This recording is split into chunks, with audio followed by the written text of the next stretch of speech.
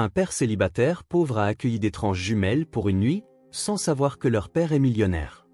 Avant de commencer l'histoire, n'oubliez pas d'aimer et de vous abonner à la chaîne pour voir plus d'histoires comme celle-ci. Un père célibataire et sans le sou a accueilli d'étranges jumelles pour une nuit, ignorant que leur père est millionnaire. Aux parents célibataires qui écoutent en ce moment. Avant de continuer, que ceci vous le rappelle. Vous n'êtes pas en train d'échouer. Vous vous battez. Vous êtes courageux. Vous n'êtes pas seul. Et votre enfant a de la chance de vous avoir.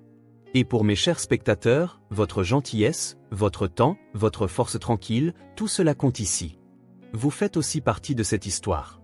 Le carillon de la porte a déchiré le rugissement de la tempête comme un couteau dans le silence. Jake Sullivan s'est figé à sa table de cuisine, sa main tremblante agrippant toujours la facture d'électricité marquée « Dernier avis » à l'encre rouge et furieuse. L'horloge de son micro-ondes indiquait 21h47. Qui pouvait bien être à sa porte à cette heure, surtout par un temps pareil. Le tonnerre a grondé au-dessus de sa tête avec une telle violence qu'il a semblé ébranler les fondations même de son modeste duplex de la rue Maple. Le cœur de Jake martelait ses côtes alors qu'il s'approchait prudemment de la porte d'entrée. À travers le judas, il pouvait à peine distinguer deux silhouettes blotties contre la tempête. De jeunes femmes aux cheveux blonds plaqués sur la tête, les épaules rentrées contre l'averse incessante. Dans ce quartier, les visiteurs inattendus signifiaient généralement des ennuis. Jake avait appris cette leçon à ses dépens au cours des 3 dernières années. Mais quelque chose dans leur posture, la façon dont elles se tenaient l'une contre l'autre, semblant plus perdues que menaçantes, a remué quelque chose au fond de sa poitrine, quelque chose de paternel, quelque chose qui lui rappelait. Il a ouvert la porte juste pour l'entrebâiller, laissant le loquet de chaîne engagé. « Je peux vous aider ?» La plus grande des deux femmes a levé les yeux, et Jake a senti son souffle se couper. Ses yeux bleus étaient remplis d'un désespoir si brut qu'il était physiquement douloureux de les regarder. « S'il vous plaît, monsieur, nous sommes vraiment désolés de vous déranger. Notre voiture est tombée en panne à environ 1 kilomètre d'ici, et nous marchons sous cette tempête. Nous avons frappé à toutes les portes de cette rue, mais personne ne veut nous aider. Nous avons juste besoin d'utiliser votre téléphone pour appeler à l'aide. » Jake a observé leur visage sous la faible lumière du porche. Elles ne devaient pas avoir beaucoup plus de 20 ans, avec des traits identiques qui les marquaient clairement comme des jumelles. Mais ce sont leurs yeux qui l'ont touché, grands, effrayés, désespérés. Elle lui rappelait tellement sa fille de 6 ans, Sophie, quand elle se réveillait d'un cauchemar, ayant besoin que son papa rende le monde à nouveau sûr. « Nous avons essayé d'appeler notre compagnie d'assurance », a ajouté la deuxième jumelle, sa voix tremblant si fort que Jake pouvait à peine la comprendre. Mais la tempête a mis hors service les antennes relais et nous n'avons pas d'argent pour un taxi ou un hôtel. Nous marchons depuis des heures. S'il vous plaît, nous avons juste besoin d'aide. L'esprit pratique de Jake hurlait des avertissements. Il ne connaissait pas ses filles. Elles pourraient être en train de monter une sorte d'arnaque. Dans son ancienne vie, à l'époque où il vivait dans les banlieues derrière des portails et des systèmes de sécurité, il aurait peut-être appelé la police et les aurait laissés s'en occuper. Mais en les regardant maintenant, en les regardant vraiment, il a vu quelque chose qui l'emportait sur toute préoccupation logique. Il a vu ses propres enfants. Danny, qui avait maintenant 8 ans, vivant à 3000 miles de là en Oregon. Sophie, 6 ans, à qui Jake racontait maintenant des histoires pour s'endormir au travers de connexions téléphoniques grésillantes 2 fois par semaine s'il avait de la chance. Et s'ils étaient un jour bloqués quelque part, effrayés et seuls? Et s'ils avaient besoin d'aide et que tout le monde leur tournait le dos? Attendez, a dit Jake, sa voix plus rauque qu'il ne l'avait prévu. Il a fermé la porte pour décrocher la chaîne, et quand il l'a rouverte, toute la fureur de la tempête l'a frappé comme un coup physique. La pluie s'abattait horizontalement sur son porche, le trempant instantanément. Entrez. Mettez-vous à l'abri de ce temps. Le soulagement qui a envahi le visage des deux filles était si profond, si accablant que Jake a senti des larmes lui piquer les yeux. Merci, ont-elles dit presque à l'unisson, entrant dans son humble salon. Merci beaucoup. Nous commencions à penser que nous devrions passer la nuit dans notre voiture. Jake a attrapé 2 serviettes dans la salle de bain, essayant de ne pas se sentir gêné par leur état usé. Tout dans son duplex montrait l'usure d'un homme qui joignait à peine les 2 bouts. Le papier peint se décollait par endroits, le système de chauffage sifflait comme un vieil homme montant des escaliers, et les meubles étaient pour la plupart des trouvailles d'occasion provenant de ventes de garage. « Tenez, séchez-vous » a-t-il dit en leur tendant les serviettes. « Je suis Jake, au fait. »« Je suis Amanda » a dit la plus grande des jumelles, acceptant la serviette comme si elle était en or. « Et voici ma sœur, Samantha. Nous ne pourrons jamais assez vous remercier. Nous pensions vraiment que nous allions mourir de froid dehors. Où est votre voiture maintenant ? A demandé Jake, fermant la porte contre le vent hurlant qui semblait déterminé à démolir sa maison. À environ 1 kilomètre au nord sur Cedar Avenue, a répondu Samantha en séchant ses cheveux blonds avec une serviette. Elle a juste commencé à faire cet horrible bruit de grincement et s'est arrêtée. Nous ne sommes pas d'ici. Nous étions juste... Elle s'est interrompue, jetant un regard à sa sœur avec une expression que Jake n'a pas pu tout à fait déchiffrer. Nous regardions des maisons pour un ami. Jake a remarqué l'échange mais n'a pas insisté. Cedar Avenue n'était pas exactement le genre de quartier où les gens allaient acheter des maisons, surtout pas des filles qui semblaient sorties d'un magazine, mais tout le monde avait ses secrets et il respectait la vie privée plus que la plupart des gens. Cedar Avenue n'est pas un endroit idéal pour être bloqué la nuit, a-t-il dit doucement. Vous avez bien fait de quitter la voiture et de chercher de l'aide. Alors que les jumelles se séchaient, Jake n'a pas pu s'empêcher de remarquer des détails qui ne collaient pas tout à fait. Leurs vêtements, bien que trempés, étaient clairement chers. Des robes de soirée rouges de créateur qui coûtaient probablement plus cher que sa facture d'électricité mensuelle, des bottes en cuir qui semblaient faites à la main, des manteaux qui criaient la boutique de luxe. Que faisaient des filles comme elle dans son quartier délabré à près de 22 heures ? Le téléphone est dans la cuisine. Si vous voulez essayer d'appeler à l'aide, a-t-il proposé, mettant sa curiosité de côté. Quelle que soit leur histoire, elles étaient clairement en détresse réelle. Amanda a essayé la ligne fixe, appuyant sur les boutons et tenant le combiné à son oreille avec une frustration croissante. La tempête a dû mettre les lignes téléphoniques hors service aussi, a-t-elle dit, les épaules affaissées de défaite. Jake a ressenti cette traction familière dans sa poitrine. Le même instinct protecteur qui l'avait autrefois poussé à travailler 18 heures par jour pour essayer de construire un avenir pour sa propre famille. L'instinct qui lui avait finalement coûté tout ce qu'il chérissait. Mais ce soir, cet instinct ne murmurait qu'une seule chose. Aide-les. Écoutez, a-t-il dit, les mots sortant avant qu'il ne puisse y réfléchir à 2 fois. Vous ne pouvez aller nulle part par ce temps. Les prévisions disent que cette tempête est censée durer toute la nuit. Vous êtes les bienvenus pour rester ici jusqu'au matin. Les jumelles ont échangé des regards, et Jake pouvait voir le débat interne se jouer sur leur visage. Faire confiance à un étranger ou braver la tempête. Aucune des 2 options n'était particulièrement attrayante pour 2 jeunes femmes seules. Nous ne voulons pas nous imposer, a dit Samantha avec précaution, sa voix portant un accent cultivé qui parlait d'école privée et de country club. Vous avez déjà tant fait pour nous. Vous n'êtes pas une charge, les a assurés Jake, réussissant un sourire plein d'autodérision. J'ai un canapé qui se transforme en lit. Ce n'est pas le Ritz-Carlton, mais c'est sec et chaud. Il a fait une pause, soudainement gêné par son humble environnement. Cependant, je dois vous avertir, le menu du petit déjeuner est assez limité. Je pense que j'ai des céréales et peut-être du pain pour des toasts. Pour la première fois depuis leur arrivée, les 2 filles ont souri. De vrais sourires qui ont complètement transformé leur visage. Cela semble absolument merveilleux, a dit Amanda, et quelque chose dans son ton suggérait qu'elle le pensait plus que la politesse ne l'exigeait. Alors que Jake les aidait à s'installer, sortant des draps et des couvertures de son armoire à linge, il s'est retrouvé entraîné dans la conversation. Les jumelles étaient éloquentes et engageantes, avec une chaleur qui a progressivement commencé à remplir les espaces vides de sa maison. Elles l'ont interrogé sur son travail, sa vie, le quartier. Habituellement, Jake évitait les sujets personnels. La douleur était encore trop vive, trop immédiate. Mais quelque chose dans leur intérêt sincère l'a fait s'ouvrir d'une manière qu'il n'avait pas faite depuis des années. « Je suis architecte », s'est-il retrouvé à dire alors qu'il leur préparait un chocolat chaud avec le reste de sa poudre de cacao, la tasse réchauffant ses mains froides. Enfin, j'étais. Maintenant, je fais surtout du travail de dessin en freelance quand je peux en trouver. Cela semble fascinant, a dit Samantha en s'installant sur son canapé chaud, les mains enroulées autour d'une tasse fumante. Quel genre de bâtiment conceviez-vous ? La gorge de Jake s'est serrée alors que les souvenirs affluaient. Commerciaux, principalement. Des immeubles de bureaux, des centres commerciaux. J'ai eu ma propre entreprise pendant un certain temps. Il n'a pas mentionné comment cette entreprise avait consumé sa vie, comment son obsession du succès l'avait aveuglé à ce qui comptait vraiment. Qu'est-il arrivé ? A demandé Amanda doucement, puis a immédiatement semblé affligée. Désolé, c'est probablement trop personnel. Vous n'êtes pas obligé de répondre. Ce n'est rien, a dit Jake, surpris par sa propre volonté de partager. La tempête à l'extérieur semblait créer une bulle d'intimité, rendant les confessions sûres. Ma vie s'est en quelque sorte effondrée il y a 3 ans.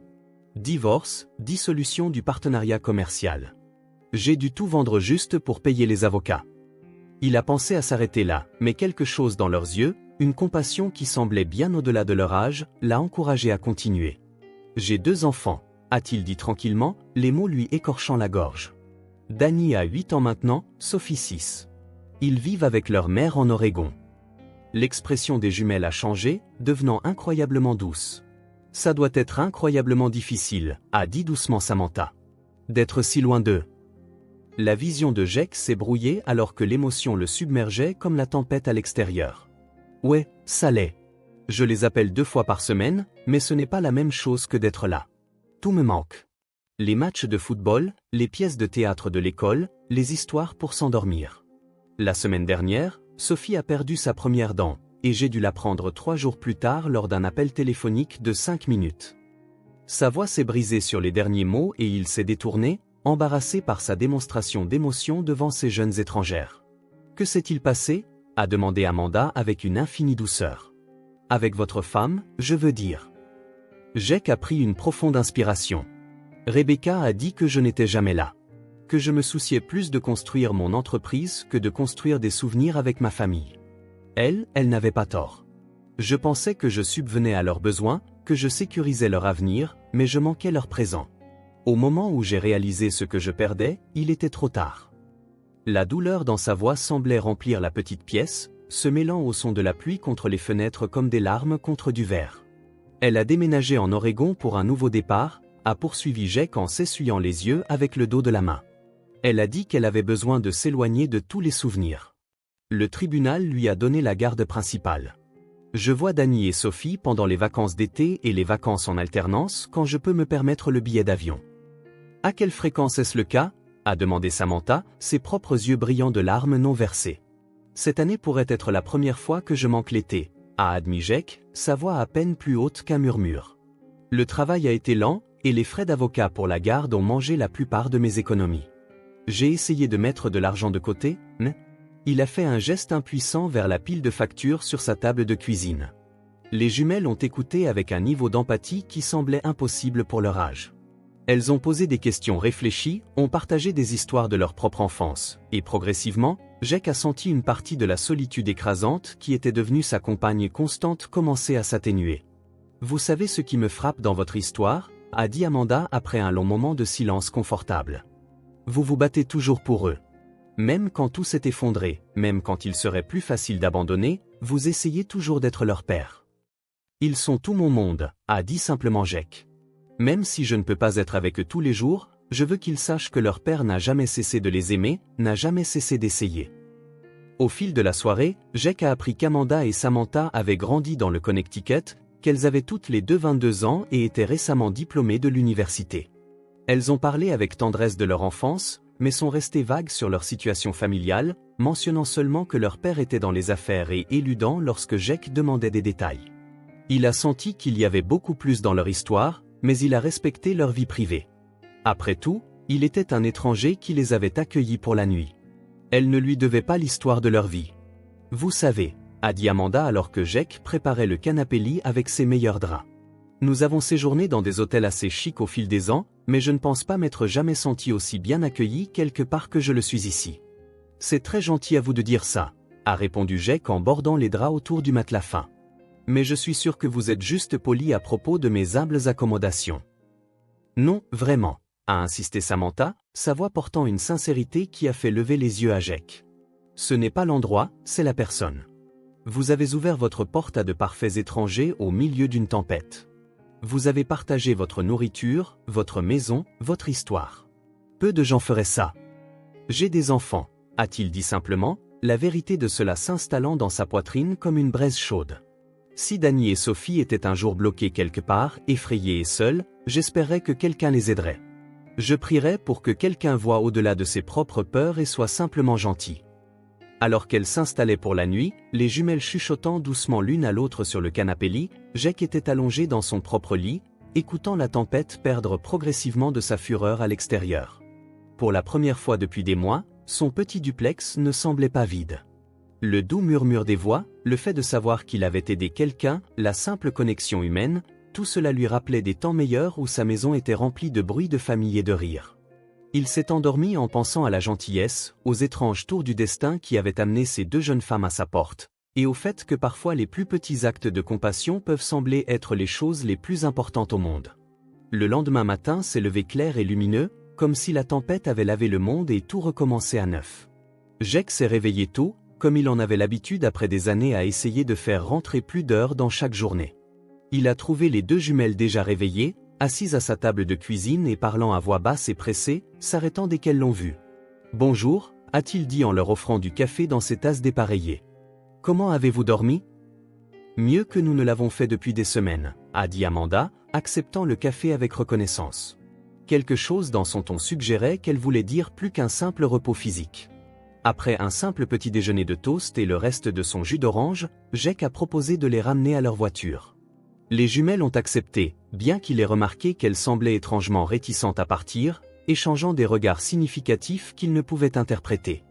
Pendant le court trajet à travers son quartier, maintenant paisible sous le soleil du matin, elles étaient plus silencieuses que la nuit précédente. Jake les a surprises en train de le regarder d'une manière qui le rendait mal à l'aise, comme si elle mémorisait son visage. Leur voiture se trouvait exactement là où elle l'avait laissée sur Cedar Avenue, une BMW élégante avec des plaques du Connecticut qui semblait encore plus déplacée dans le quartier délabré en plein jour. Jake a soulevé le capot et a examiné le moteur, son expérience de la construction s'avérant utile. « Votre courroie d'alternateur a cassé », a-t-il diagnostiqué en montrant le problème. « C'est une réparation facile, mais vous devrez la faire remorquer dans un garage. Ça ne devrait pas être trop cher. » Les jumelles ont appelé leur compagnie d'assurance sur le téléphone de Jake, et en moins d'une heure, une dépanneuse est arrivée. Alors qu'elle se préparait à partir avec le chauffeur, Amanda a glissé quelque chose dans la main de Jake. Une carte de visite avec des lettres élégamment embossées. « Si jamais vous avez besoin de quoi que ce soit », a-t-elle dit, ses yeux bleus inhabituellement brillants d'émotion. « Quoi que ce soit, s'il vous plaît, appelez ce numéro. » Jake a jeté un coup d'œil à la carte sans vraiment s'y attarder, trop pris par l'étrange tristesse de dire au revoir à ces deux jeunes femmes qui avaient brièvement apporté de la lumière dans son monde sombre. « Merci », a-t-il dit en empochant la carte. « Prenez soin de vous. Conduisez prudemment. » Alors que la dépanneuse disparaissait au coin de la rue, emmenant Amanda et Samantha avec elle, Jake a senti le poids familier de la solitude se reposer sur ses épaules comme un lourd manteau. La brève parenthèse de compagnie était terminée, et il était de retour à sa réalité de factures impayées, de pièces vides et de l'inquiétude écrasante de savoir s'il verrait ses enfants cet été. Mais quelque chose avait changé. Une petite étincelle d'espoir avait été ravivée en ces quelques heures de connexion humaine. Pour la première fois depuis des mois, Jake a senti que peut-être, juste peut-être, il pourrait continuer. Pendant les 2 semaines suivantes, Jake s'est jeté dans son travail avec une énergie renouvelée. Il a finalement décroché un petit projet commercial, la conception de rénovation pour un restaurant local qui l'aiderait à rattraper certaines factures et peut-être, s'il faisait attention à chaque centime, à mettre de côté assez pour un billet d'avion pour l'Oregon. Il pensait occasionnellement à Amanda et Samantha, se demandant si elles étaient bien rentrées chez elles. Mais les exigences de la survie quotidienne les ont bientôt repoussées à l'arrière-plan de son esprit. La carte de visite est restée oubliée dans la poche de son jean, passant 2 fois à la machine à laver avant qu'il ne la sorte finalement et la pose sur sa commode. Puis, un mardi matin qui a commencé comme tous les autres, tout a changé. Jake était penché sur sa table à dessin, un crayon à la main, mesurant soigneusement les angles pour la rénovation du restaurant, quand sa sonnette a retenti. Il a jeté un coup d'œil à l'horloge. 10h30, probablement une livraison ou peut-être Madame Henderson d'accent grave côté qui voulait encore emprunter quelque chose. Il a ouvert la porte et s'est figé. Sur son seuil se tenait un homme dans un costume cher qui coûtait probablement plus que le loyer mensuel de Jake, flanqué d'Amanda et Samantha Sterling. Mais ce n'était pas leur présence qui a fait faiblir les genoux de Jake. C'était la façon dont ils se tenaient ensemble, la ressemblance familiale indubitable, l'aura de richesse et de pouvoir qui entourait l'homme plus âgé comme un parfum. « Monsieur Sullivan », a dit l'homme en tendant une main manucurée avec un sourire chaleureux. « Mon nom est Robert Sterling. Je crois que vous avez rencontré mes filles. » Les pièces du puzzle se sont emboîtées avec une clarté stupéfiante et accablante.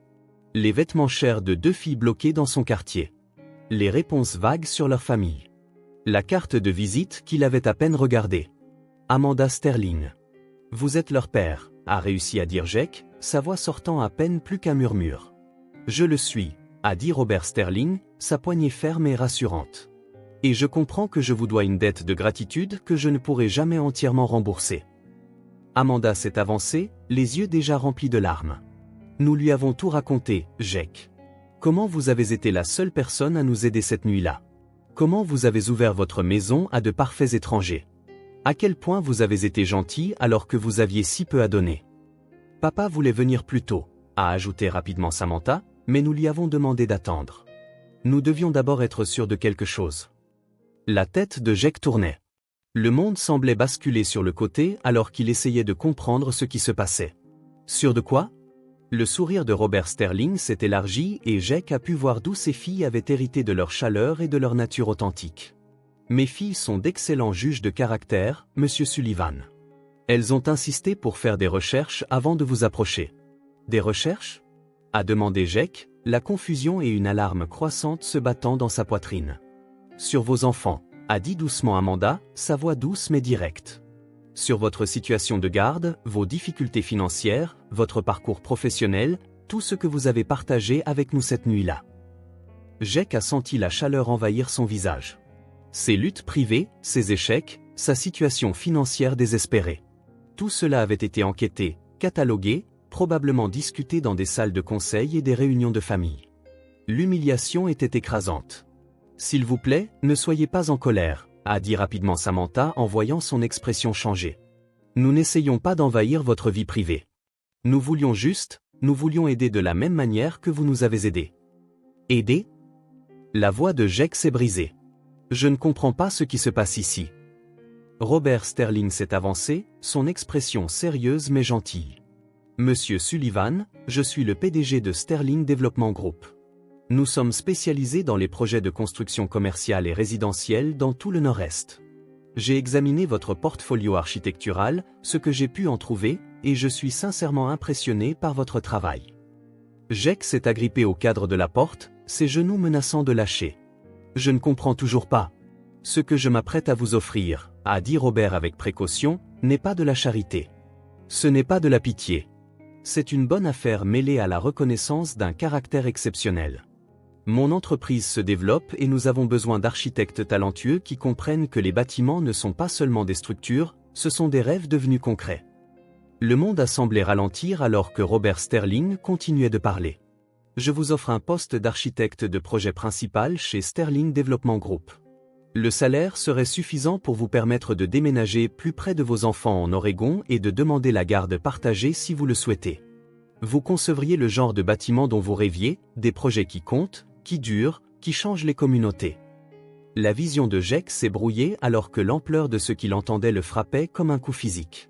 C'est impossible.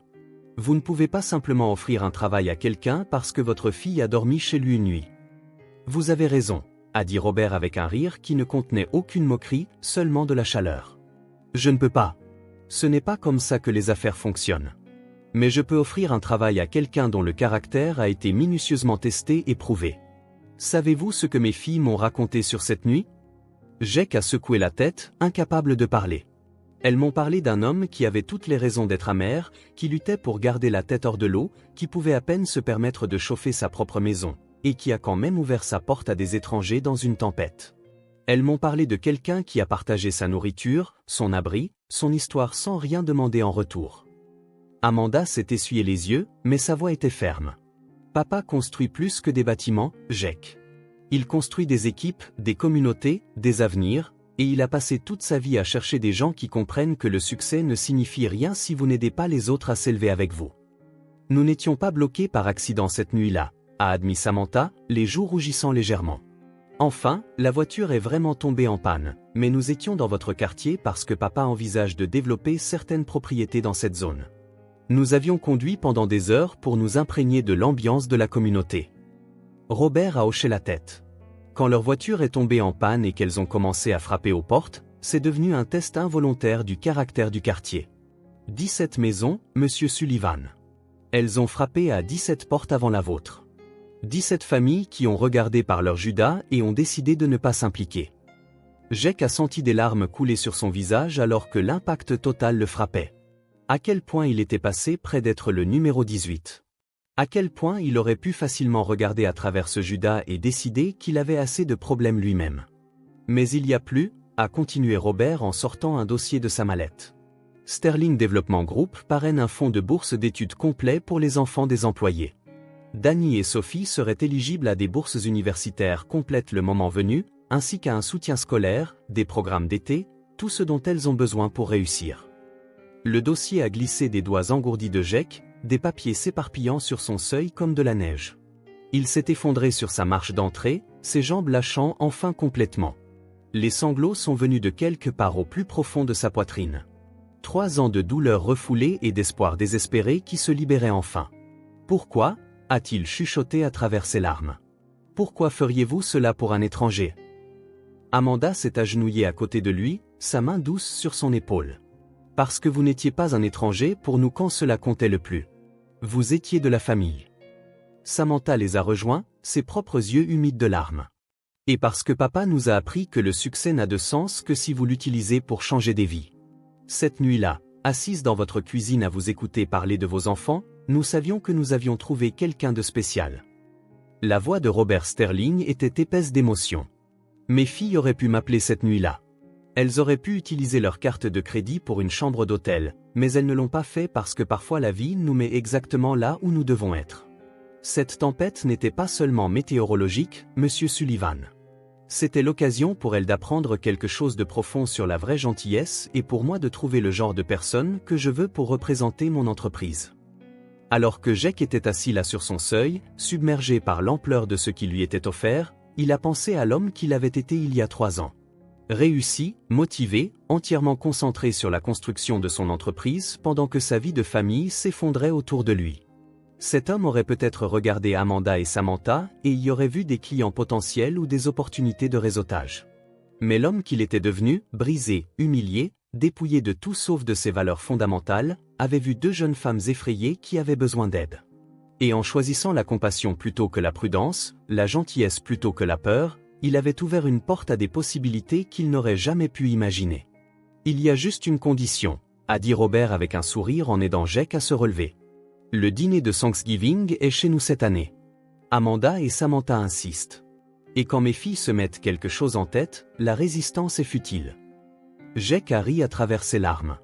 Le son rouillé par le manque d'usage, mais absolument authentique. J'accepte tout. Le travail, l'opportunité, l'invitation à dîner. Il a fait une pause, les regardant chacun à leur tour. Je n'arrive pas à croire que c'est réel. C'est réel, l'a assuré Amanda. Et Jake, il y a autre chose. Papa a déjà parlé avec le meilleur avocat en droit de la famille de l'Oregon. Si vous voulez demander la garde partagée, vous aurez le meilleur soutien juridique disponible. Pour la première fois en 3 ans, Jake s'est permis d'imaginer vraiment l'avenir.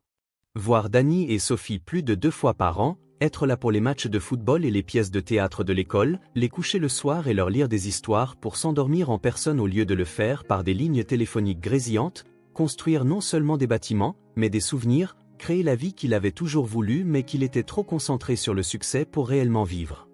Mais plus que cela, il avait appris quelque chose de précieux sur les effets d'entraînement de la gentillesse humaine. Sur la façon dont ouvrir sa porte pour aider les autres ouvre vraiment son cœur pour laisser entrer les bénédictions. Vous savez quelle est la partie la plus incroyable de tout ça, a dit Jake en s'essuyant les yeux et en regardant les 3 personnes qui venaient de transformer son monde. J'ai failli ne pas répondre à la porte cette nuit-là. J'étais si fatigué, si fauché, si dépassé par mes propres problèmes. J'étais à 2 doigts d'ignorer la sonnette et d'aller me coucher. Mais vous ne l'avez pas fait, a dit doucement Samantha. Quand c'était le plus important, quand 2 étrangers avaient besoin d'aide, vous avez choisi de vous en soucier. Et ce choix, a ajouté Robert, a tout changé. Pas seulement pour vous, mais pour nous tous. Mes filles ont appris quelque chose sur le vrai caractère cette nuit-là. J'ai trouvé le genre d'employé qui aidera à construire non seulement mon entreprise, mais mon héritage. Et vous, vous êtes sur le point de récupérer votre vie. Alors que Jake se tenait là sous le soleil du matin, entouré de la famille qu'il avait choisie pour qui il était dans son moment le plus sombre, il a compris quelque chose de profond sur la nature de la gentillesse. Il ne s'agissait pas seulement d'aider les autres. Il s'agissait de rester ouvert à la grâce, à la possibilité, aux manières inattendues dont la compassion peut revenir et tout transformer. La pluie avait en effet lavé le monde cette nuit de tempête il y a 2 semaines. Mais elle avait fait plus que cela. Elle avait lavé l'ancienne vie de Jake et fait de la place pour que quelque chose de beau et de nouveau puisse grandir. 6 mois plus tard, Jake Sullivan se tenait dans son nouveau bureau à Portland, en Oregon, regardant la ligne d'horizon de la ville et pensant au bâtiment qu'il était sur le point de concevoir, un centre communautaire qui servirait des familles comme la sienne l'avait été. Des familles luttant pour garder espoir. Au loin, il pouvait voir l'école primaire où Danny et Sophie commenceraient à l'automne, vivant avec lui la moitié du temps dans le cadre de l'accord de garde partagé qui avait finalement été approuvé. Son téléphone a vibré avec un texto d'Amanda. Papa a un nouveau projet à Seattle. Devine qui est l'architecte principal? Aussi, peux-tu venir dîner dimanche cette semaine? Maman prépare sa fameuse lasagne. Jake a souri en répondant, je ne manquerai ça pour rien au monde. Le dîner en famille est sacré. Et c'était vrai. Parce que parfois, quand vous ouvrez votre porte à des étrangers dans une tempête, vous ne leur donnez pas seulement un abri. Vous invitez des miracles dans votre propre vie. Parfois, le plus grand acte de foi n'est pas de croire en demain. C'est de croire que la gentillesse compte toujours. Que la compassion peut tout changer, et que l'amour trouve vraiment un chemin. La tempête qui a amené Amanda et Samantha Sterling à la porte de Jake cette nuit-là n'a duré que quelques heures. Mais la gentillesse qu'il leur a montrée allait durer éternellement, se répercutant à travers les générations, changeant des vies de manière qu'ils ne faisaient que commencer à comprendre. Parce qu'en fin de compte, nous sommes tous des étrangers dans la tempête, espérant que quelqu'un entendra notre coup et choisira d'ouvrir la porte. Si cette histoire a touché votre cœur comme la gentillesse de Jake a touché Amanda et Samantha, n'oubliez pas de vous abonner à Eve Rabel Stories pour d'autres récits vrais incroyables qui prouvent que l'amour et la compassion peuvent tout changer. Et rappelez-vous, vous ne savez jamais quand votre prochain acte de gentillesse pourrait bien changer le monde entier de quelqu'un, y compris le vôtre.